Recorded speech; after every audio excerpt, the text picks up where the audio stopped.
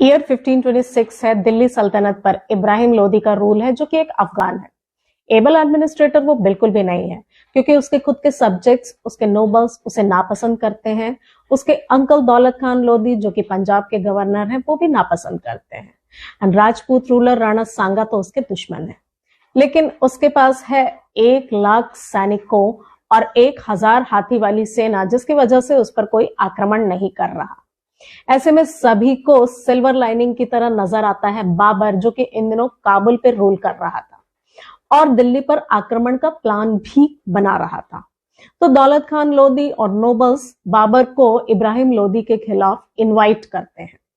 राणा सांगा भी कुछ हद तक बाबर को इंडिया बुलाना चाहते थे, क्योंकि उन्हें लगता था कि बाबर एक बार इब्राहिम लोदी को हराकर वापस काबुल लौट जाएगा, और अगर नहीं गया तो देन इन देयर उस पर अटैक कर दिया जाएगा, क्योंकि वॉर के बाद दोनों पार्टीज वीक होती है। गलत अनुमान। जो भी हो, 1526 में पानीपत में बाबर और इब्राहिम लोदी में घमासान युद्ध होता है, जिसमें इब्राहिम लोदी हार जाता है और इसे कहते हैं first battle of Panipat. Ibrahim Lodi के पास बहुत बड़ी सेना थी, बाबर के पास छोटी सेना थी, लेकिन बाबर के पास था गन पाउडर, फायर आर्म्स और बेहतर रणनीति।